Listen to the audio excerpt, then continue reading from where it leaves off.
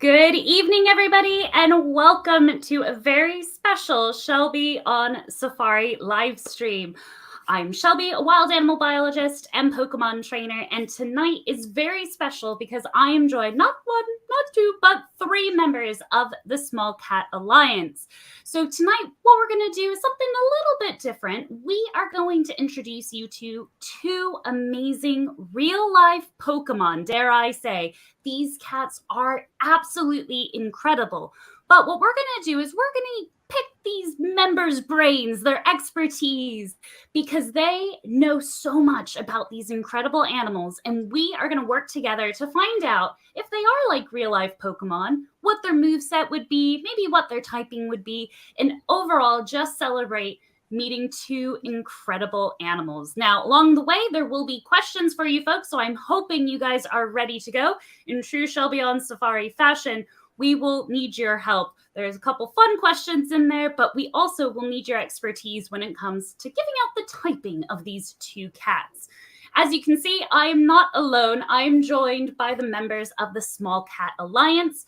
First up, we have Gwendolyn LaPrairie. She is the Sandcat SSP, more on that in a bit, husbandry advisor and social media advisor. She's a member of the Small Cat Alliance, but also works at Loveland Living Planet Aquarium as the assistant curator of birds and mammals. Gwendolyn, welcome. It's so great to have you. How was your day?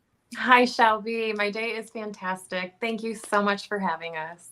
Oh, my pleasure. I can't wait to hear from you guys about these incredible animals. And one of the experts about one of the animals we're going to be talking about is Scott Kaiser. Now, he is the SSP program leader for the Pallas cat, or Manul, depending who you ask.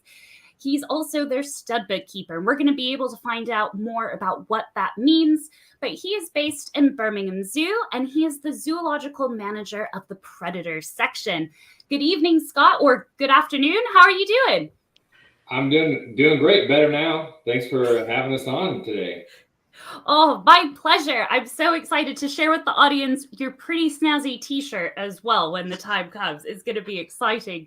And last but certainly not least, we are joined by Colleen Kavanaugh. She is the Small Cat Alliance Education Advisor based at Houston Zoo. She does some incredible work there. In fact, managing the teen program. She's the supervisor. Colleen, thank you so much for joining us. Welcome. Thank you so much, Shelby. I'm excited to be here and to share more about these amazing cats. Definitely. Oh, guys, you are in for a treat. I already see some comments coming in. Hello, Katie. Hello, Alice. Yes, I know they are definitely fans of the cats. If you are joining us, be sure to say hello in the chat. You don't just have to listen. Let us know you're here. Maybe tell us your favorite cat species, whether it's one that resides in your home or maybe more exotic. But let's first find out what exactly the Small Cat Alliance is. I'm going to leave this open to you guys because we have three experts about what the Small Cat Alliance is. Could you guys give a little brief tidbit for us? Sure, I'll be happy to talk more about what the Small Cat Alliance is. So we formed a few years ago, and we are focusing on 4 different species. You're going to hear about 2 of them today, but we focus on 4 different species of small cats that all have similar challenges within the zoo collections and within the zoo community, but also have similar challenges out in the wild. So the 4 that we focus on, sand cats and Pallas cats, which you're going to hear about today, and black-footed cats and fishing cats. And the Alliance is a collaborative partnership that is dedicated to engaging the zoo community in discussions, in goal setting, and assisting in the management of these cats within the collections within zoos. So we're excited to share more about what we're doing and how we are helping to save these animals in zoos and out in the wild. Definitely. You guys do some incredible conservation work. And folks, I'm so excited for you guys to hear about what they do, both in the wild and the programs they support, but actually in the zoos as well. We're going to cover some very fun bits. And here's their logo. I should have had this up. Sorry, Colleen. But we have the sand cat, which you see in the top left. And is that the beautiful fishing cat on the top right-hand side? Mm-hmm. Oh, it sure is. Stunning. And then Actually, before I forget, you guys happen to be on Instagram and Facebook as well, because like you said, we're only going to be talking about 2 out of the 4 cats. Do you guys often highlight the different species within the Small Cat Alliance? Yes, our wonderful social media coordinator, Rebecca, she does an amazing job of sharing information about all 4 of these species. And we'll often reshare some of the things that Gwen shares on the SandCat SSP social media as well. Yes, indeed. So I've only tagged the Small Cat Alliance on Instagram, but each SSP, again, spoilers for what we'll get into later, each have their own Instagram account. And I highly recommend, if you guys want cute cat pictures, but also some great educational pieces, be sure to follow them over on Instagram and Facebook. But folks, we are going to dive right in because I have a question for you to begin with. I want to know, how many cat-like Pokemon are there? And as you guys are thinking, let me know in the chat, is it A30, B40, or C25? And I know we're going to get picky here. I know some of you already are going to be saying, well, this one's like a rough guesstimate of how many cat Pokemon there are. Scott, I'd be interested to kind of hear from you. What brought you into the Small Cat Alliance? Were you the stud bookkeeper for the Pallas' cat and then decided to join the Small Cat Alliance? Like, what came first? No, I was involved with the program first. So I started, I believe it was about 2017. I joined the SSP as a stud bookkeeper. The SSP coordinator, she actually is now the executive director of the Snow Leopard Trust. So when she went to take that position on, I also took over the SSP coordinator role. And I believe it was Jason and Autumn who came up with the idea of combining our efforts as the 4 different Small Cat SSPs. So they actually reached out to me to join the Small Cat Alliance, and thrilled. Like Colleen was saying, all these species are facing very similar challenges, so it made more sense to kind of combine, pool our efforts, and work together to tackle those challenges instead of doing it each on our own. Precisely. And what I'd like to say to those that are watching, if you're not aware of the Small Cat Alliance, already within the introduction, we have Birmingham Zoo, which is where you're based at. We have Houston Zoo. There are so many zoos across America that play a part in kind of different breeding programs and things like that. And already, even within the Small Cat Alliance, with just 4 cat species represented, you guys are kind of dotted about all over, literally coast to coast, right? Because isn't one of the members based in my previous neck of the woods back in California at the Living Desert? So literally side to side, coast to coast? Yep. I know some of the programs, like the Pallas Cat program, we do have cats in Canada as well. So it's not just within the US, but we collaborate kind of within North America. Yeah. Yeah. Oh, that's so incredible. And great to have you guys here to be able to share that story of collaboration, teamwork, coming together for a common cause. And I'm excited to explore the similarities and differences even between these 2 cats that we're going to focus on tonight. I've seen a couple of very interesting comments in the chat. You guys I knew you would take this very seriously. Mother of Buddies, it does include the regional variations. I kind of gave you some hints there. And I am pleased to say there's a couple of big debates, but it actually is A30. And I know we could get into the nitty-gritty, but that really look like cat Pokemon. And I know my friends joining me might not be too familiar. You might be a Pokemon professor, or you might just be here for the sand cats. I don't blame you. But either way, here are some of the diversity within the cat-like Pokemon that are considered in that rough estimate of 30. We have Shinx, which is the electric type that I did a video on how they remind me of the Iberian lynx, which I'll pop a link to down in the description below. Another incredible cat species. I put on Purloin on there because she reminds me of my cat, who's a diva. We have quite a fair few, but my newest favorite is Sprigatito. Now, I don't know if you guys are cat owners. I mean, Colleen, do you have a cat at home, or do you get enough cats at the zoo? No, I actually have a dog. So even though I'm part of the Small Cat Alliance, I am not a cat owner. Oh my gosh, you heard it I'm here sorry. first, folks. Gwendolyn, can you save her? Do you have a cat at home?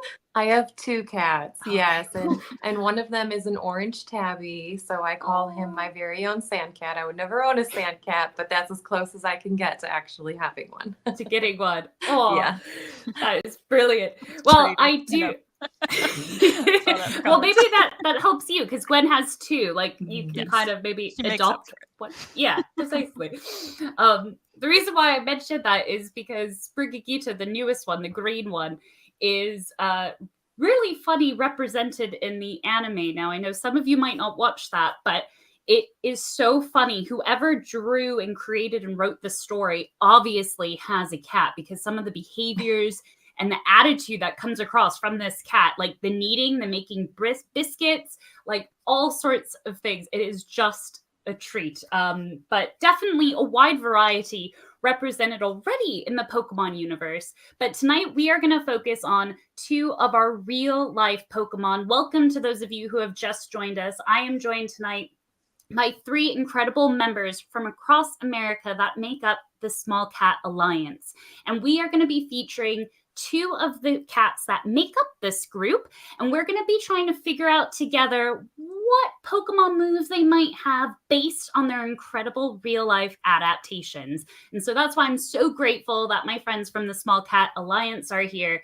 And first, we are going to feature the Sand Cat. Look at that face. Oh my goodness. Now, I gotta say, first off, kind of where are they found in the wild? Because that kind of can help give us some clues maybe as to their typing, which for those of you in the audience, we are going to pose that to you later on, what typing based on their adaptations you think they are. But guys, could you give us some insight about where we could find sand cats in the wild? Yes, so they are found in 3 distinct regions of the world: Africa's Sahara Desert, throughout the Arabian Peninsula, and parts of Central Asia. So they do prefer a very dry, arid habitat with little to sparse vegetation, for which they are well adapted. They are absolutely well adapted. And I see someone has mentioned their scientific name, which I put up here for a couple different reasons. By chance, do you know the origins of that? Was someone maybe enjoying a few coffee? Oh, you do? Oh, Yeah. Do tell. So it's not after the famous drink. They were first discovered by a general, and they named him. They named the sand cat after another. I forget, but after a general. So yes, it's after a person. Oh, so close, but at least it's fun to say. Now, I do want to bring up the IUCN Red List because I love highlighting this tool, which some people may not be familiar with. For those of you that might hear the words like endangered and vulnerable, near threatened, the IUCN Red List is an incredible organization that works with scientists both in the field and in ex situ conservation as well. And they create kind of that list of kind of highlighting where species are in terms of being extinct in the wild or least concern, or sadly, sometimes not even evaluated. So, should we still, I'm going to play devil's advocate, should we still be paying attention to like the conservation of the sand cat? Because it only says least concern, right? So what?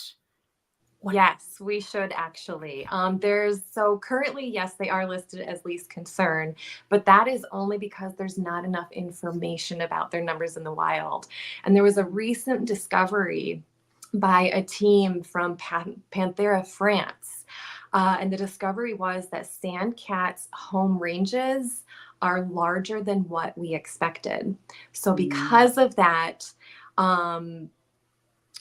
there's probably less than what we originally thought. So we might need to bump them up to near threatened.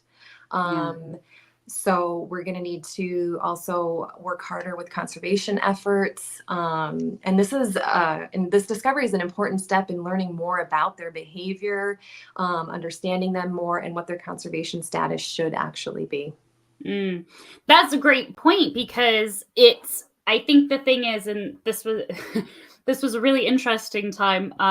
I actually went through the process of learning and doing the course to be an IUCN Red List assessor because I was so interested in it.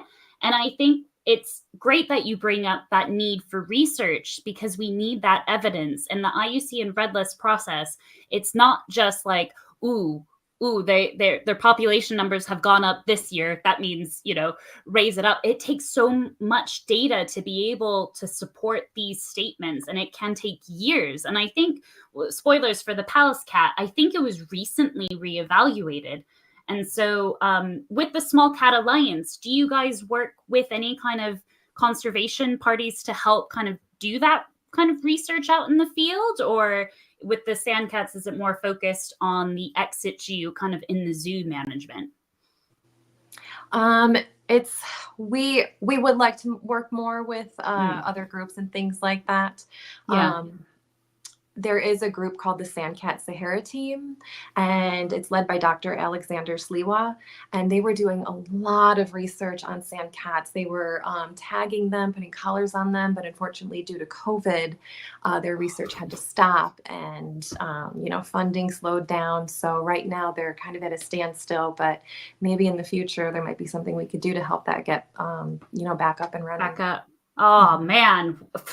Of so many things were distraught during that time, but what a shame. But definitely fingers crossed to help kind of get that team, especially with this new information as well, to help ensure that the sandcat is classified at the right kind of space on the scale per se, even if it is unfortunately moving to near threatened.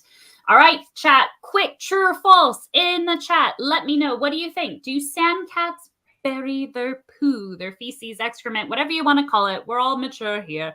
Let us know in the chat. Do you think that is true or false? And I'm very curious to see what the chat kind of says. Oh, interesting. Well, I know my cats do like to bury, because good old classic litter boxes. That's such a fun. Although some cats don't really hit the litter box, or if they do, they get the litter kind of out of the litter box. Namely, one cat I know named Starkey, bless her. But guys, what do you think? My SmallCatAlliance team, is this true? I have a feeling I think I might know based on Starkey and some other cats. Is it actually true? Do we know? I think it might be. Oh, are you asking me? Sorry. Oh yeah. Because I saw some documents that did suggest in the wild that they do it. Yeah. Yep. And even in captivity, like how do you guys, in terms of like husbandry, do you provide them litter boxes, or where do they go? Do they go in the same place in their enclosure every day? Like, please give us the deets. No, I tried to train the sandcats I cared for to go in a litter box. It's pretty hard to do. They're not like our cats at home, but I would give them the proper substrate. So their substrate was sand, and I was able to. You'd have to go throughout. Sometimes you can maybe see a little mound, and you're like, oh, it's got to be right there. And you do go in with a cat litter scooper. And sometimes I'd be lucky. Other times I'd have to go through the whole habitat to find their feces. Oh my goodness. But a little trick that I did realize was, and this might go into another question you might ask later, but I would give enrichment of scents from other animals. Ooh. And I would put it in a black tub, and you're pretty much guaranteed that they're going to urinate or defecate in that area. Yeah, so that would sometimes make cleanup easier too. But yes, that's brilliant. Feces, yeah. Using enrichment in a resourceful way to save keeper time. I like it. Yeah. Oh, well, that leads us to asking kind of a bit more about the sandcats. And for those of you who have just joined, I see a couple more of you have joined in the chat. Welcome in. We are discussing animals that are like real life Pokemon and highlighting two incredible cat species with my friends from the SmallCatAlliance. We're first talking about these adorable friends, the sandcats. Now, what we're going to try to do is piece together, if they were Pokemon, what their moveset would be and what their typing would be. So we're going to go off first and ask, can you guys give us one adaptation that really makes the Sandcats special? So we, in the chat, we got to work together to try to think of a Pokemon move that could fit with that adaptation. Okay. So real quick, Sandcats are the only truly desert dwelling cat. Surface temperatures where they live can reach up to 124 degrees Fahrenheit, 51 degrees Celsius during the daytime, and at night as low as 31 degrees Fahrenheit or negative 0.5 degrees Celsius. So Sandcats have so many incredible adaptations to make it possible for them to live in the desert. One of those adaptations is that they have fur on the bottom of their paw pads, including in between their toes. It helps protect them from the hot or cold sand. It helps them not sink into the sand, allowing them to move swiftly across the dunes and the landscape. And it also leaves no tracks. Ooh, there is a lot to go off. And yes, Fluffy between the toe beans, life on the wild side. Great to see you here. Welcome. Talk about a great kind of content creator as well. If you haven't checked out Life on the Wild Side, be sure to go follow their adventures. But yeah, we love a bit of toe beans. And okay, so chat, what do you think? Is there a Pokemon move that could suit this adaptation of Fluffy between the toe beans? You know, something quiet to sneak. I mean, you gave us a lot of hints about maybe one of their typings with the sand, but also those extreme temperatures. I think sometimes it's easy to forget, like we think desert, you know, being the only kind of cat that lives truly in the desert, that it's really hot, but the temperatures can drop. So chat, let me know what Pokemon move you think. I mean, I kind of like the idea of like some kind of sand attack move. Maybe it's just because I'm thinking of how the Sandcats also bury their poo like cats, and I can imagine them using sand attack when trying to cover their poo. I don't know. But chat, let me know. But okay, let's see another cute picture of a Sandcat, because that's a little kitten. I think this might be one of your guys' Sandcats. Is this one from your guys' collections? Who is this? Yes, that is a mall from Ross Park Zoo. Oh, he's so cute, hiding in his little log. Oh, so is there another adaptation that you guys can give us that makes the Sandcats just so unique? Absolutely. So Sandcats might be small, ranging from maybe 2.5 kilograms, maybe up to 5 kilograms. But don't let them fool you. Their cuteness and their small size, there's a lot of power in this little package, okay? They are so impressively stealthy, skulking low to the ground, bending their legs, ready to pounce, that they are able to consume venomous snakes, including vipers. They have a smack so powerful that it renders the snake unconscious, and then they're able to eat it. Did you say a smack? Yeah. That is so powerful. So they literally whack. Oh my gosh. Yeah. And also with the weights, I love also that you gave like the temperature fluctuations as well in both Fahrenheit and centigrade, because you know the audience does kind of, I still use Fahrenheit, I'm not gonna lie. But wow, okay. So I see Mother Bunnies thinks also kind of sandstorm to blow away the poop, but also give them a bit of a breeze. Okay, so I think we've gone with the sand type move for the beginning, but some kind of quick smack, like that's impressive. Vipers, literally, like you do need that sound effect. I think like some kind of claw pound. Oh, that's a good one to stun the prey. Well done, Frostler. Well done. Yeah, I like that. I like the idea of pound. Small but mighty, but gosh, you don't want to be on the other side of that receiving pound. Oh my goodness. Now, you did give a little hint about, oh wait, let's just see. Is this also one from your collection? Look at that little blanket. Yeah, that's a seam from Utah's Hogle Zoo. Oh, a seam. Now, how can you tell the difference? I mean, obviously you sent me the picture, so like you know the difference, but is there a way? So I actually cared for both these boys as kittens.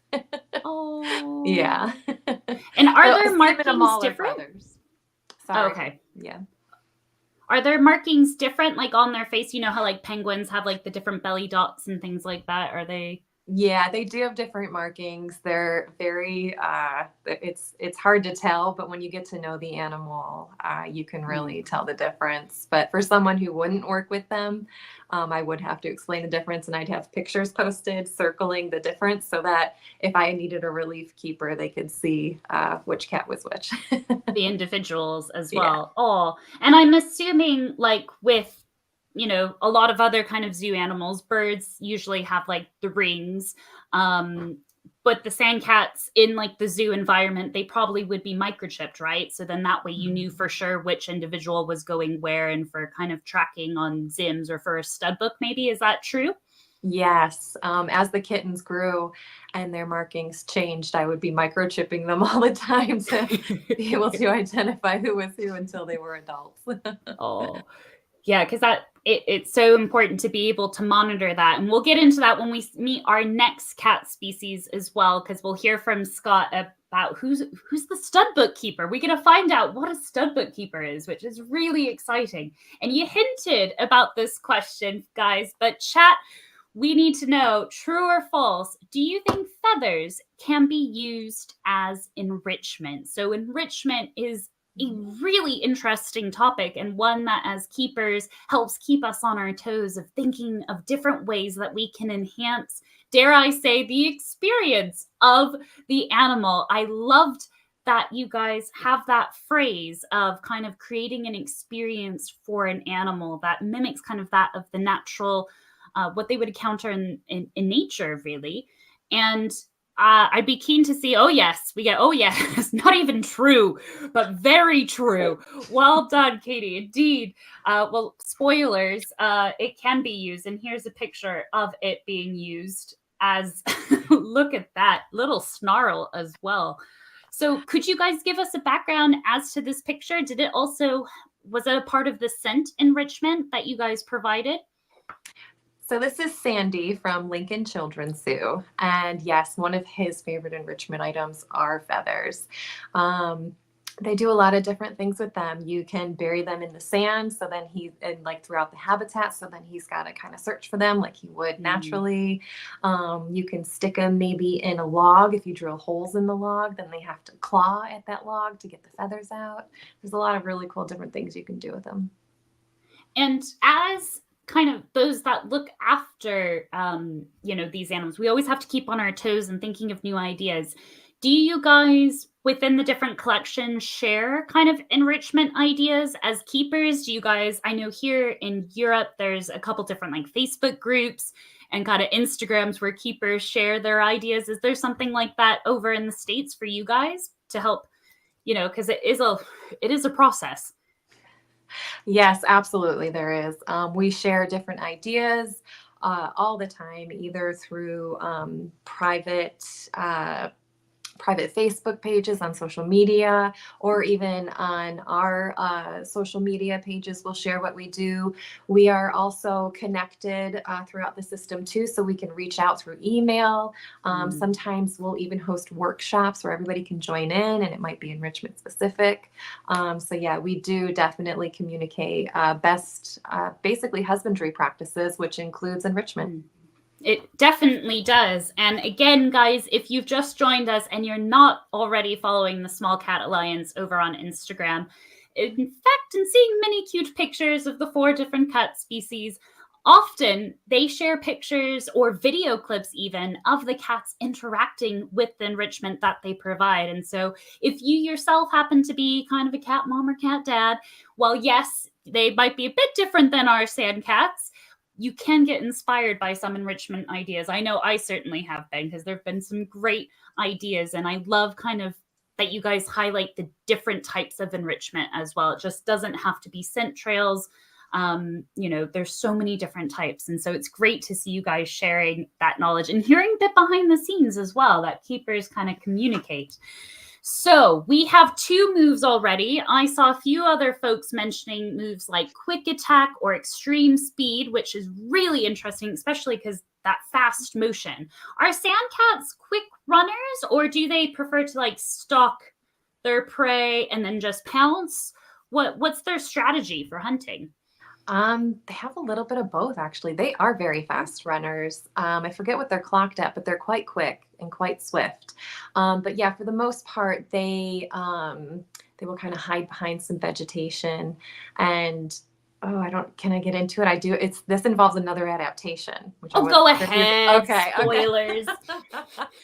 So they use those triangle ears. They have exceptionally large middle ear cavity to help them detect prey underground and at a distance. So they also use those ears, and then they get really low to the ground where they're basically invisible. I mean, because of their sandy color, they blend right in.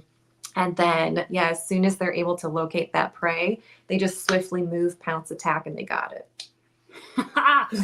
Ooh, I like the idea of the move detect, because they're able, I love that with the middle ear cavity. That is fascinating. I think I'm going to go for detect, but chat, let me know what you think.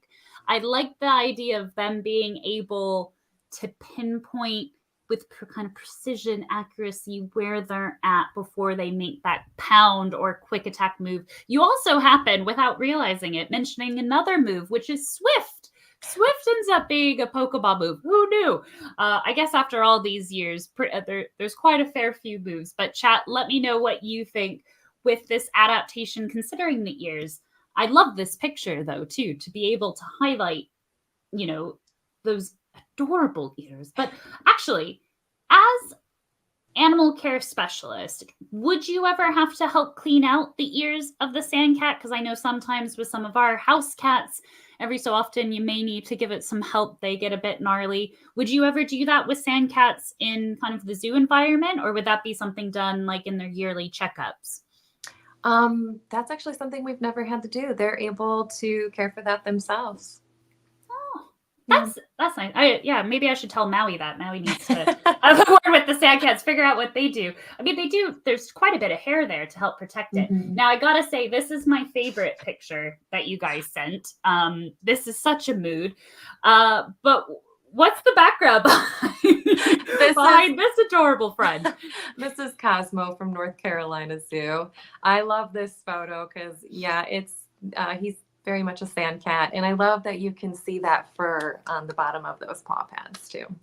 Definitely. Yeah, because the furry in between the toe beans, like it was mentioned earlier. Oh my goodness. What a pose. So we've seen Mother Bunnies also suggest false swipe. Ooh, that's a useful move. Or attract. Yes, because they are quite adorable. Or charm. Good idea, Shuffle Cats. Mm-hmm. So many cute moves, because you're right, especially when we saw that picture of the kitten. But I guess we have so many different moves already suggested, but I'd like to hear one more adaptation, because I feel that there's still a bit more to this cat than meets the eye. Okay, I'm going to give you a little challenging one. I think, maybe not. So sand cats don't really need to drink water. They get the majority of their water from their diet. Ooh, that is a challenging one. Okay. So I definitely don't think they'd be a water type. Spoilers as to my question for the audience afterwards. And I did want to highlight this picture. Look at that floofy tail. Wow. So that cat's going for it. Maybe it was hiding behind the bush. But chat, what do you think? So don't have to drink water. They get it from their food.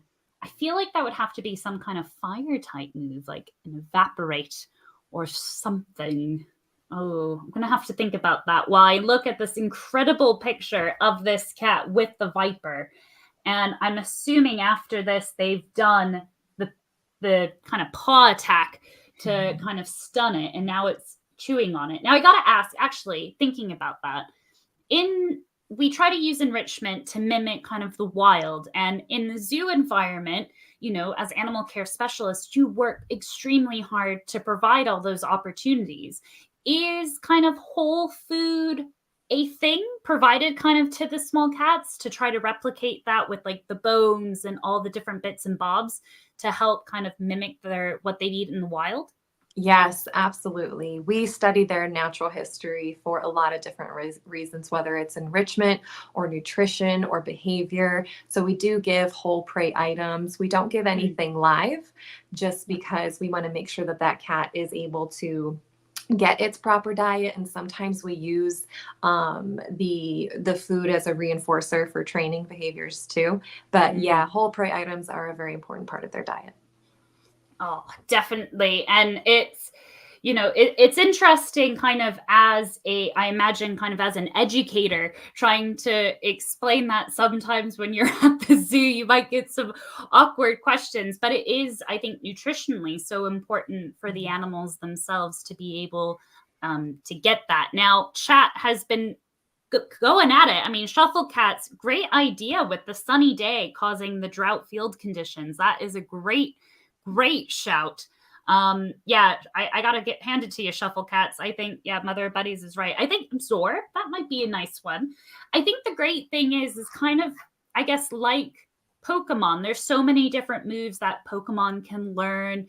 And I think the Sand Cat has already demonstrated, even just trying to focus on 4, so many different incredible ways that they are adapted to living in an environment that is harsh, right? It is quite extreme. Now, chat, here's the question for you guys. What typing would you give the Sand Cat if it was a Pokemon? You can get up to 2, as you guys know. I'd be kind of keen to hear from you. But before we move on to the Pallas Cat, are there any particular stories about working with sand cats where they've been able to highlight their kind of unique personalities or favorite memories that you have? Oh my gosh. That's a hard one. I gotta say, what really made me fall in love with sand cats was working with one cat in particular, and he's on my shirt.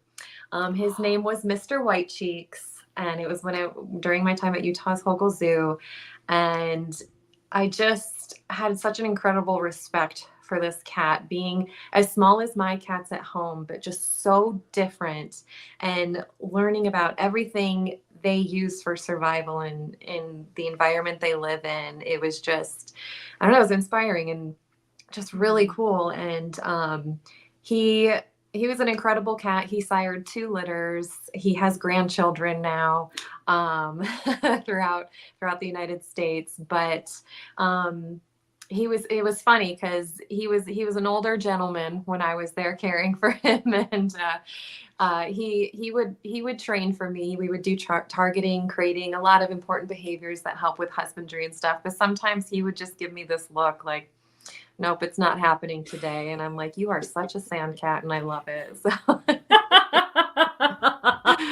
Well, I think that's a beautiful story in many different ways. And I love that he's on your t-shirt as well. So you can hold that memory kind of close. And the key thing there with the training that you've mentioned is like that choice is so important, like when it comes to training, isn't it? But I love that he like made it very clear to you with the facial expression, like not today, because usually some other animals might use different ways to tell you no training today, but to just give you that look, oh, that's priceless. Were you able to get a picture of that look? Is that the look that's on the t-shirt, or? It's not. I do have some photos of that look. And I can send you those if you want to share that. Oh my goodness. I'd love to see the look. Well, thank you so much, Gwen, for sharing that about White Cheeks. It's brilliant. And here's the typing that I gave a sand cat. I think obviously fire because of the extreme heat that they have to deal with, but equally, I think the ground, because how they kind of manage, we cheekily talked about how they might use sand attack in various different ways, but also sometimes to escape the heat. I see, we got some folks saying ground, lots of ground. All right, I really like shuffle cats. Go in and with a rock or ground and fire, or fire and ice because of the very temperatures in the desert. But definitely there is more to meets the eye with the sand cat than just being adorable, which I'm sure we all can agree. But they definitely seem feisty, especially with that quick pound attack to the poor viper. Wowie. That is, wacha. So many different sound effects. I love it. But we're actually going to be shifting gears now. We're going from the hot in the deserts, we're going up to meet a very different kind of cool cat, dare I say, the Pallas's cat, or the Manul, which I love that their scientific name pays homage to that. But Scott, what is the Manul? What's the difference? Is there a difference? Difference between a Pallas cat and a Manul? Yeah. No, they're the same animal. Manul is just the Mongolian word for Pallas cat. So in their native range, they're often referred to as the Manul, whereas we often refer to them as Pallas cats. Ooh. Is there a reason why, do you know by chance, Pallas was that kind of, like we heard with the sand cat, of someone who happened to be in the area when it was discovered? Or is there another kind of meaning behind Pallas's cat? Yeah, it was a German biologist by the name of Peter Simon Pallas who discovered or first documented them, I should say, back in the 1700s. And he was actually responsible for naming a bunch of other animals. I believe there's a Pallas viper, there's some bat species, there's a number of other animals that are named after Mr. Pallas. Mr. Pallas, what a guy! I feel like that seems to be the trick. We got to go out and explore and find a cool new species and name it after ourselves. Actually, random question, Scott, if you could discover a species, would it be another species of cat, or would you like to find something a bit more maybe amphibious in nature? If you could find any species, what would it be? Yeah, I guess I'm a carnivore keeper at heart. And obviously being part of the SmallCatAlliance, cats are where my passion is. So yeah, I know they recently discovered a new species of cat in South America. They only found a pelt, I believe, but it seemed like it lived near active volcanoes down in South America. I can't remember what country, but they thought it was a leopard cat or a margay. But then when they compared the pelts and they did some genetic testing, they actually found that it was a completely separate species. And that was just earlier this year they did that. So they haven't seen any live specimens, but I guess that just goes to prove that, we can still discover new cat species even today. Yeah. Oh, that is so exciting. I'm going to have to find out more about that, because that sounds really cool. Living near lava or volcanoes. Seems like it'd be a good candidate for fire type. Oh, for sure. All right, folks, chat, back to you guys. What other cool cat is found in the home range of the Manul? I like kind of alternating between, because I feel like Manul is such a fun word to say. Is it A, snow leopard, B, the Scottish wildcat, or C, a lynx? Let us know, A, B, C, or D. Now, Scott, you mentioned kind of finding a pelt can lead to kind of information of kind of, it may be a cat being found in a place. I think I have reason to believe that sadly, kind of good but bad, something similar had happened to the Manul lately. Is that right? Yes. So historically, they had range all the way into Armenia, but they were believed to be extinct there. But recently they did discover evidence of Pallas cats in Armenia again. Unfortunately, that was in the form of a pelt that had been rendered by a hunter. So yeah, again, good news, bad news. There's evidence that they're still extant there in Armenia, but the way we found out, not great for any cats that are living there. Not the best, but yeah, I guess it's exciting, and hopefully we will get to talking about a really cool conservation group that you guys help support as the SmallCatAlliance, which has an ironic name in more ways than one. Yes. With that, but chat, I see a few different answers. It's actually A, the snow leopard. To be fair, the Scottish wildcat and the lynx are cool, unique species in their own, but the snow leopard and the Manul do in fact kind of share the similar home range. And I think the snow leopard trust might actually help play a part with some conservation research. Is that right? So they don't take all the credit for the snow leopard. They do help with some aspects of the Manul since they kind of overlap. Or am I just hoping, wishful thinking? No, you're correct. Yes, there's a lot of like you said, there's a lot of overlap in the range. A lot of the conservation work that is being done to protect snow leopards can also help the Pallas cat as well. But there's a lot of educational programs going on with the conservation being done. So I know that the Pallas cat gets kind of added along with the snow leopard. I know often we call them charismatic megafauna in zoos. So you tend to see those more often in zoos than you might see a small cat. Similar concept applies to conservation, where it's easier to raise money for an animal that more people know, like the snow leopard, where it's maybe more difficult to fundraise for something like a sand cat or a Pallas cat that less people know about. So I don't know, in Pokemon terms, like Charizard would be considered a charismatic megafauna, I suppose. I definitely think a Charizard would be an example of classic megafauna. The analogy here. That is a brilliant example, Scott. I love it. And I guess kind of with that, with the grumpy cat, because I think the Pallas cat was the original grumpy cat, even though there's been so many memes and like grumpy cat this, grumpy cat that, like it. Are you finding people still come to Birmingham Zoo and don't know what a Pallas cat is, and then they see it and they go, "Oh my gosh, that's Grumpy Cat"? Yeah, I think we actually get a fair mix of people. We've actually had people travel from several states away because we're one of the only zoos in our area that has Pallas cats. So we'll have people actually travel specifically to see Pallas cats. But there's a lot of people that, oh, that just looks like a house cat. They don't know any different. Yeah. And I think it's really cool. We have 5 Pallas cats here at Birmingham Zoo in 3 different habitats. So I get really excited by that.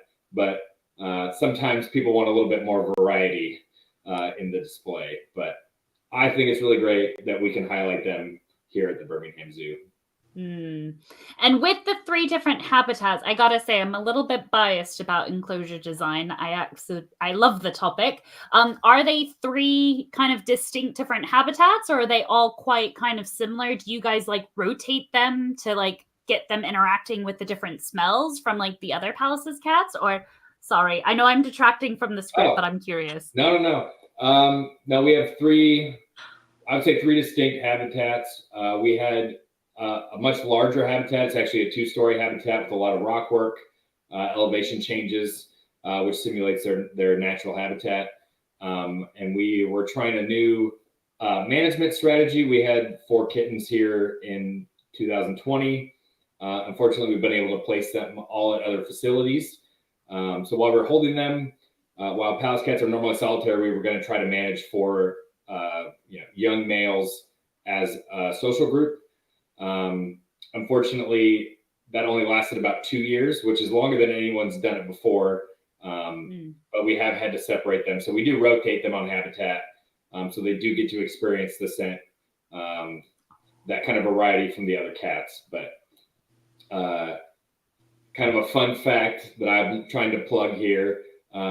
Many people know that there's fun names for different groups of animals, like a crash of rhinos, or what a sloth of bears, or a murder of crows. We realized that Pallas cats didn't have its own fun name for a group. So kind of what you were discussing earlier, the original grumpy cat. So we decided that a group of Pallas cats should be called a grump. That will be like made official in a scientific journal soon. Fingers crossed. And I hope that comes out on the SmallCatAlliance Instagram page and Facebook, sharing the joyous news of a grump being representative term of a group of Pallas's cats. I think there was a phrase, Scott, that you used before. Could you share the phrase with us that you're trying to use as your mantra? Yeah, and a lot of times I'll sign my emails for the SSP. I'll say, "Get grumpy for Pallas cats." Oh, hashtag get grumpy for Pallas's cats. Let's start it off. Let's start that trend so we can get that merchandise as well with faces of these incredible cats. So without further ado, chat, we are going to find out what moves these real life Pokemon might have. So Scott, could you tell us maybe about one adaptation that the Manul has for living in such a unique environment? Yeah, so I think we'll kind of start with one of the obvious ones is you can see that they have really thick fur coats. So that allows them to survive in a very harsh climate. It is often very cold where they live, but Pallas cats can range all the way into Iran. So, some of them do live in a more desert-like environment, but that thick fur coat, it's one of the densest fur coats of any cat species. But that allows them to survive, really harsh elements. And then you can also see it's kind of got that gray coloration with some rust color in there.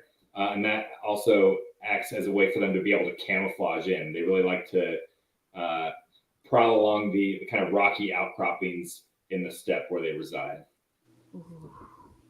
That's interesting with the dense kind of fur, because there's like the move like blubber, but obviously not quite applicable with the Pallas cat with the thick coat kind of move. Chat, let us know what you think, given that kind of adaptation of the thick coat the Pallas cat or the Manul might have.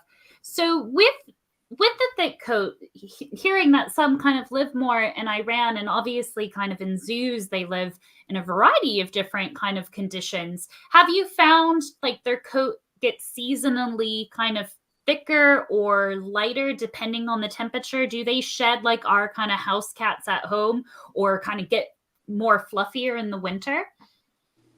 Yeah, I would say they generally do get fluffier in the winter. There's also a pretty distinct seasonal weight change with Pallas cats. So usually they'll hit their lowest weight in January. Or I should say, pardon me, their highest weight in January. And then they'll kind of trend down till about June, and they'll hit their lowest weight. So that kind of ties in with winter and summer. But Pallas cats are usually about 3.5 kilograms. But in some cases, males can almost double their weight during the winter. So as keepers, we often joke they get fluffy. We don't just mean their fur. We mean they also get a little bit more mass on themselves as well. That's a very nice way of putting it, Scott. I'm going to use that now with my cats. When the winter comes, they increase their mass with the increase in diet. Now, Twinception, yes, it could be a defensive option against ice types. Really good shout. Yeah, so almost thinking more of a defensive move rather than offensive. Great idea. Now, I don't know if this is one of the other adaptations, but you mentioned how kind of the males can gain more weight during a certain period of the year. I happen to know, because I have the pleasure of hearing from you earlier on about the unique breeding kind of cycle of the Pallas's cat. Is this a spoiler, or should I wait and ask like another question? Or is it... Oh, no, go for it. Oh, cool. So you can tell us about it. Yeah. Yes. So, please do. They are very seasonal breeders, and their breeding season is based on the photo period, so the natural light cycle. So males actually will begin hormone production at the fall equinox. So that's when the days start to get shorter. There's less light during each day. And then the females begin hormone production for breeding at the winter solstice, when the days start to get longer again. So the males' hormonal production brackets around the females, essentially. So especially under human care, it's really important that if we are breeding individuals, that we maintain them on the natural light cycle. So you think that might be easy if you have them in an outdoor. However, even my zoo, there's other zoos around the country that do zoo lights. I don't know if that's common internationally as well, but they do kind of holiday events where we set up Christmas lights and turn them on and bring guests in kind of after hours once it's dark. But we found that even minor disruptions to light cycles, so something like zoo lights or even like a light from a cell phone or a flashlight, can be disruptive to that natural light cycle. I believe the number is about 3 disturbances can actually kind of ruin an entire breeding season. I believe that study was done at the Cincinnati Zoo in Ohio, they were actually having trouble breeding their Pallas cats, and they found that it was, they believed that it was because of their zoo lights event that their Pallas cats were not breeding. Wow.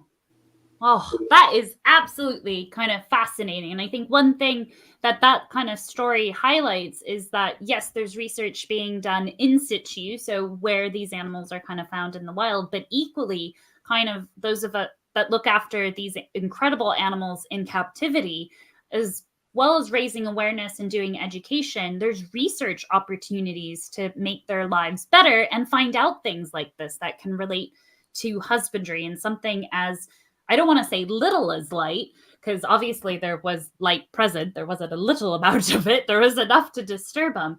But wow, that is absolutely incredible. Now, chat, let us know what you think kind of the move for the Pallas cat would be. I'm still going with Twinception's idea about it being more of a defensive move.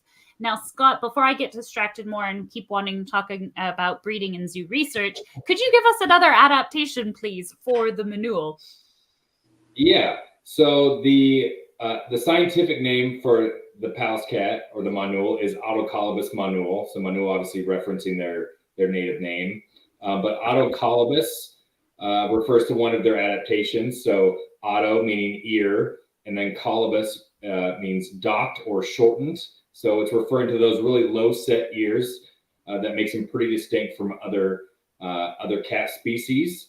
So typically in their native environment, in the kind of the montane steppes of Central Asia, generally where they're at, there's not a lot of vegetation for them to hide behind. And a lot of their prey, and Pallas cats as well, like to inhabit kind of the rocky outcroppings there. So those low set ears really allow them to sneak up and ambush their prey. So they come up, they look over a rock, they blend in really well, and then those ears don't sit up above the rock. So it doesn't really give a really big warning to any prey animals. But those low set ears, yeah, they really allow Pallas cats to be really sneaky and to ambush their prey. I think that lends itself quite nicely to sneak attack. But chat, let me know what you think. Are you thinking sneak attack, or is there another move that might be better suited for this cat with the low kind of docked ears? And thank you for that background about the scientific name. It's really useful, especially I think with an animal like the Pallas cat or the manule. As we know, there's different names, but they are the same animal, where the scientific name comes in handy. So then that way, wherever you are around the world, you could refer to the scientific name and go, oh, yes, you mean that cat, and to be able to have that discussion. So you've hinted to how they hunt their prey. What are some of their prey? Scott, could you enlighten us, please? What could they find in the kind of rocky atmosphere of their home range? So they will hunt many small mammals and birds. They can be opportunistic, even going after small lizards or even insects in some cases. But something that's really unique about Pallas cats is that they seem to have a preference on their diet, even out in the wild. So researchers have found that the majority of the Pallas cat's diet is made up of pica, which is a small rodent native to their home range, which is kind of unique to other cat species. This is generally, that's not really a great biological function to only eat one thing. You want to be opportunistic and eat whatever you can find, but just it seems that Pallas cats really like the taste of pica. They have a taste for pica, and indeed, it could look like a pica, dare I say, speaking of a rodent. But I think there's a conservation group, isn't there, that uses kind of a pun on the pica or the pica, depending how you pronounce it. Are they out in the field doing kind of that in situ conservation work? Yes, certainly. So that you're referring to the Pallas Cat International Conservation Alliance. So it's PICA, but PICA is the acronym. The rodent being PIKA, but definitely a play on their favorite prey item. But yes, they're active in seven different range countries for the Pallas cats. doing things like education, spreading awareness about these cats, identifying key areas and locations for conservation work to occur, whether that's creating a preserve or a park. And then also, I think, talk about this with sandcats a little bit as well, but one of the issues with the research is that there's just not a lot of it. And, they are listed as least concern. The estimated population is about 15,000 individuals in the wild. But it's really hard to say with the amount of research being done. It's a pretty big guess on the part of those biologists that are a part of the IUCN team. So yeah, just doing things like population censusing out in the wild is something that's really important for these cats. Yeah, and thank you for highlighting kind of pike. And I did put the proper spelling of it in, and we'll put the links to these organizations in the description after we finished. And while we wait, I have a few other questions for Scott, but chat, let us know, what do you think SSP stands for? Is it A, super special cats, B, saving species permanently, or C, species survival plan? And Scott, the reason why we're kind of transitioning to this is that you are the SSP kind of coordinator for the Pallas cat. And it's so important thinking of those in situ conservation efforts, but equally that then highlights the importance of the role of kind of yourself as the coordinator and stud bookkeeper. Could you explain to us kind of what a stud bookkeeper is without trying to give the chat too much information on what SSP stands for? Okay, so yeah, the stud bookkeeper. So basically, we're essentially record keepers. So we keep track of every, in this case, Pallas cat that's been under human care in the program since its inception. And this, I'm trying to think, it was like in the early 1900s, one of the first Pallas cats was brought into the National Zoo, the Smithsonian National Zoo. So they've actually been in zoos over 100 years, at least in North America.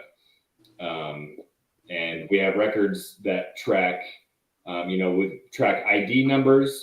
So local ID numbers, each zoo has their own system for identifying and managing animals. We give them an official stud book number that stays with them even if they move between institutions. And then a really important function is tracking lineage. So we know who the parents are, we know who the grandparents are, we know who siblings, etc. And then we actually work with population biologists at the Population Management Center at Lincoln Park Zoo. They'll actually take that data and they can run it, do genetic analysis, and kind of help us determine breeding pairs. So we obviously want to avoid inbreeding as much as possible, but we're not in the practice of going out and collecting new specimens from the wild. So our goal is to maintain a population just within our institutions. So yeah, looking at who's going to be the best breeding pairs to give us that long-term genetic viability. Definitely. And I love that the viability comes up. And for those of you, because I know some of you are based here in Europe, we do have our own equivalent kind of the SSP, which is in fact, like many of you have said, C, the species survival plan. But there's also international stud books as well that work together for preserving that genetic viability. And I can't imagine the pressure that must be, Scott, to know that this species in captivity relies on your matchmaking skills. Do you use an app? Is there the Bumble equivalent for stud bookkeepers? I believe they use a program called MateRx. That seems to be typically what they use. We've also used programs it's called PopLink, so I think it was Population Link. But I generally leave that to the population biologist. That's their specialty. They'll give me the numbers, and then I'll be like, hey, I've got this cat here. They're looking for a male to breed with their female. Do we have any good matches out there? So they'll run the numbers for me. They'll give me a spreadsheet of who's the best match, and then we'll kind of look at the availability of those cats. And, we always want to take into consideration each institution's individual needs and wants in terms of their cat. So we also realize that the movement or transfer of animals is often one of the most stressful parts of an animal's life. So we do try and minimize that as much as we can. Obviously, if I was to move to another city, that's really stressful for me, having to pack up, move all my things. But I understand what's going on. Animals often, we can't directly communicate to them what's happening. So we try to minimize that stress for the animal, but also we know that keepers, staff that takes care of these animals every day, we all get very attached to these animals. We develop relationships with these animals. Gwen talked about her relationship with Mr. White Cheeks. So we also understand that it can be hard on staff, on the keepers, when you move an animal. So again, that's another reason we want to try and limit it. So that's why we always want to make sure we're trying to set up that best genetic match from the start. Yeah, it's not a decision that's taken lightly, including like the cost and everything of planning, preparation, all that jazz. So super exciting insights about like managing a population of an incredible animal that is like a real life Pokemon. So we have an idea for a couple of moves. We have 2 more adaptations, Scott, that we'd like to hear from you. What you think makes the Pallas cat or Manul stand out amongst the rest? Well, I think one of the things that I really enjoy about the Pallas cat is their movement. So often, and I was fortunate enough to be able to see this out in the wild, but often if they are spotted, they will freeze in place. It kind of reminds me of the scene in Jurassic Park where Sam Neill has Ian Malcolm, he has him stop. Like if you stop, if you don't move, they can't see you. Like, I think that's what's going through the Pallas cat's head every time they're kind of spotted. They just stop and freeze in place. Oh, that's a great photo to go with it too. But also, I feel like they also have just a very slow, and it almost seems like at times I've thought it's almost like robotic, but they just have like a very like slow and almost like sometimes kind of jerky motion that's not as smooth. And like, I think we kind of think of cats as generally pretty graceful animals. But the Pallas cat movement is definitely different, but I think it's also it's part of that camouflage that they use, the way they move slowly and not naturally. It kind of helps them evade detection from both predators and prey, things that they're hunting. Ooh, lots of interesting different ways we could go with this, with some different kind of movement related Pokemon moves, dare I say. I know you guys earlier mentioned, I think it was Shufflecats mentioned Shadow Sneak, maybe. I really like that one, especially given this picture, this beautiful picture, hiding behind the leaves in plain sight. Now, I don't know, Scott, is the next adaptation having to revolve around their eyes, or is it not? Because I know there's something really cool about the Manul's eyes. Yeah, I think for me, that's maybe more of like a fun fact. We don't really know the purpose, but something that distinguishes Pallas cats from other small cats is that their pupils are round, but when they contract and dilate, they stay in that round circle. You think of cats, small cats specifically, as having that kind of slit when their pupils contract. But Pallas cats, no matter what size, those pupils remain round. So that's a very unique characteristic of Pallas cats. We don't actually, there's not even really many theories on the biological function of that, or if there is any benefit to having that, but it is believed that Pallas cats evolved. They're one of the earliest cat species to have evolved, early small cat species. So when they diverge, you see that a lot with big cats. They have those round pupils, but you don't see many small cats with that. So it's believed that Pallas cats actually evolved earliest of the small cats, and that's just kind of a remnant of that, an indication of their kind of evolutionary lineage. Yeah. It's fascinating because it's like you see it and you're like, oh yeah, but then you point it out and now you can't unsee it. You're like, oh my gosh, that's right. They are round. All right, Scott, I think, well, I have plenty of adorable pictures of the grumpy cats. They're not that grumpy, surely. What is the final adaptation that you think could give us a hint as to one of the real life Pokemon moves? Oh shoot, I mean, if Or we're did just we go through them all already? very simply here, you know, they have those sharp retractable claws that allow them to catch their prey, and they also have those really sharp teeth, especially those canines that allow them to make swift work of their meals. I guess I'm stealing the swift word again, but I feel like maybe we could go with like hone claws, maybe. We've talked about how they can sneak. They're very sneaky. They camouflage, but they actually, once they get to their prey, they have to be able to subdue them. So that those claws and those teeth are what they would use to do that. Make quick work of their prey, which is interesting because, like you say, the pika is a beloved food choice. What do you feed them in captivity? While I give the chat a chance to think about what typing they would give the Pallas's cat, how in captivity do you try to replicate that? Is it also whole food? I mean, can you input or like source in pika to feed to feed a Pallas cat? How does that work?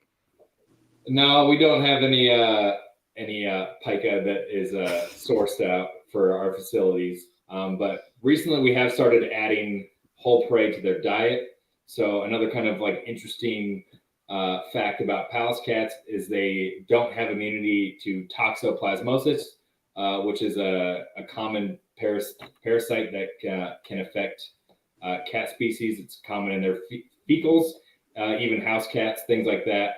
But Pallas cats, especially really young cats and elderly cats, can get very sick from that, unlike other cat species. But it can be present in whole prey that we would feed out. So historically, we've just fed them a mixture of wet and dry cat food, like you would feed your cat at home. But yes, we always want to improve the care for our animals. We always want to move to simulate their natural history out in the wild. So now we have moved towards adding in that whole prey. So we do feed out rodents, primarily mice. We'll also do chicks, but we use a sub-zero freezing protocol. So we freeze it below 0 degrees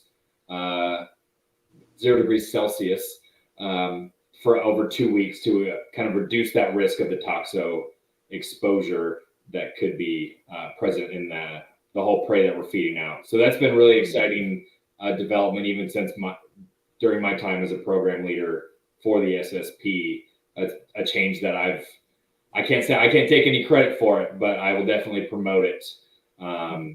But it's been exciting to really see. Pallas cats tend to be very shy animals, and you can see, you know, all those characteristics that they have allow them to be, you know, camouflage and sneaky. Like they don't like to be seen. We still see that in human care, but having added in whole prey, we've seen a lot of benefits to that with their behavior. They seem to be more active. We're able to train them to participate in their medical needs much more voluntarily. And we've even, you know, you can put those things out on habitat. It makes them better display animals. It creates a better guest experience. So we're really thrilled that you know, that's a recommendation that we can make now for Pallas cats, is to include that whole prey in their diet here under human care as well. And interesting. Thank you for sharing about the toxo kind of implications as well, and how that then affects how you store the food, and those regulations too. It is brilliant seeing kind of that evidence-based husbandry coming through. And I'm excited to see over the next kind of few months as well with the Pallas cats in your care, because you have quite a few. You said you had the 3 different exhibits, how that continues to impact kind of the care and the training, like you mentioned, and that guest experience, because being able to see these guys, you know, when you go to the collection, I can't imagine how beautiful it must be. One of the local zoos near to me, the Cotswold Wildlife Park, I love going and seeing their Pallas cats. They're currently getting a new enclosure, so I'm not going to see them for a while, but there's something special about seeing or making eye contact, as we've learned with their unique eyes, with these incredible animals. So I think Shuffle Cats and I think we're on the same page. Ice and rock type, or Shuffle Cats mentioned ice and dark. So the Wildlife Brothers, who also are incredible YouTube content creators, if you guys don't already follow them, I don't know what you're doing. You need to go check them out. They've asked a brilliant question. They'd like to know, are there any differences in the types of enrichment offered to animals specifically in an SSP versus animals that are just present in zoological facilities without the necessity of breeding them? Is there any difference in the enrichment, or do you guys share that kind of to all, say, Pallas cats keepers? I wouldn't say that there's necessarily a difference in the type of enrichment offered with an animal in the SSP or in other zoological facilities. I think we are very collaborative as a field and as an industry. We're constantly sharing. We're looking to improve. I think in our conversations yesterday, we talked about kind of moving enrichment to be more of an experience and like kind of targeting, what natural behavior do we want to replicate with these animals in our care, and how can we achieve those natural behaviors? So, I think we're always just looking to improve. But I wouldn't say there's a difference. We just like to share and collaborate and, find out what works for other facilities, so we can implement that with ourselves. The only thing I can really think of is that, we do always take into consideration the safety of the animals when we offer enrichment. So especially if there are going to be kittens present in a habitat, that might change what you're feeling safe to offer the kittens if they're going to have access to it. You don't want to offer something that can be dangerous to them, or something that they, as they're exploring, they might, eat or ingest. So there's generally, it's a little bit more limited what you can give younger animals as enrichment, just to ensure that they're safe as they mature. And thinking of that, I know love a bit of cat enrichment, whether it's for our house cats or the bigger cats. Like my personal favorite, sorry guys, probably not the place to say it, but cheetahs. I had to sneak that one in there. Technically kind a small cat, so touche. Well, you'll let me slide? Yeah. Excellent. Is those different kind of bits of olfactory enrichment? So like spices, like cinnamon, nutmeg, all those things, but also herbs as well, like rosemary, thyme. Do you guys use any of those? And this is open to, since we're wrapping up here, is that open to both sand cats as well as Pallas's cats? Do you guys use kind of any kind of sensory enrichment like that? Yeah, definitely. And I've found that it kind of varies individual to individual what the preferences are. I mean, there's certain things, I know we've talked about, offering different scents from other animals. I know Gwen talked about that with the sand cats and using that to get them to urinate or defecate in a particular spot or tub. There's certain things that tend to be a hit, but I found one of our Pallas cat boys absolutely loves cinnamon. And you mentioned cinnamon. Our female Pallas cat absolutely loves lavender extract. They love to roll in it, kind of scent collect. But yeah, we definitely use that. We like to target all the different senses as much as we can. But scent is definitely a good one with small cats and Pallas cats in particular. I love that he likes cinnamon. I like cinnamon too. To be fair, if I spell it, I'd probably roll around in it. It smells delicious, especially this time of year in the autumn season with pumpkin pie. Well, folks, we have reached the end and we're a little over time. I'm ever so sorry. I got distracted with research and enclosure design, but nonetheless, I am so thankful to you three for joining us as part of the SmallCatAlliance to raise awareness of these incredible animals that are like real life Pokemon. We got to hear about the beautiful but feisty with that quick paw move of the sand cat, and then the rather sneaky with the docked ears Pallas cat or grumpy cat. Now I'd like to see, Scott, I don't think you got to show off your shirt. I know we got to see white cheeks on Gwen's t-shirt, but Scott, I think you had a pretty snazzy shirt on representing the Manul. Is that right? Yeah, let's see if I can get this on screen here. But it says, I'm cool with the manual. Oh, we need to get those in print. And also remember, hashtag about the grump. The group of Pallas cats is now going to hopefully be officially recognized as a grump, which is absolutely fantastic. But Colleen, where can we find the Small Cat Alliance so we can continue to learn more about these incredible cats, both the sand cat, Pallas cat, but also the fishing cat as well? Yeah, we have social media. We have Instagram and Facebook. So at SmallCatAlliance is our handle. And we will link often on the SmallCatAlliance to all of the individual SSP social media pages as well. And Rebecca, who's our coordinator for that social media, she also does a really great job of sharing from our conservation partners as well. So definitely check us out, Instagram and Facebook, and see all of the wonderful content that we're sharing about these amazing small cats. Definitely. And apart from following and obviously being spoiled with some beautiful pictures and videos of these incredible real life Pokemon, what is maybe one other action that our fellow Pokemon trainers and cat lovers alike could take so then they can help raise awareness of these cool cats? Yeah, definitely. So what you're doing right now, just learning about them, being more aware of them is a great first step. So share what you learn about them with your broader community, but also look into your local accredited zoological facility, because just by visiting these facilities, you are actually contributing to the conservation of these species. We do have funds that we are able to share with conservation organizations around the world. So find out what your local accredited zoological facility is. Go visit them. Maybe they'll have a sand cat, maybe they'll have a Pallas cat, and support them in that way, because you're going to be supporting us and the work that we're doing as well.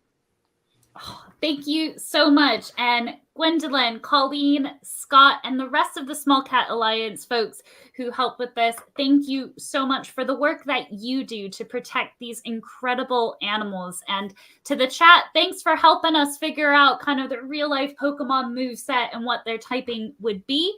If you enjoyed this, please leave a thumbs up, and like Colleen suggested, maybe share it with a friend so then they can learn more about these incredible animals that are like real life Pokemon. The world continues to surprise me with these incredible animals. I hope you guys had a fabulous evening. Again, thanks to Colleen, Scott, and Gwendolyn for their time, their expertise, and their passion for saving these animals.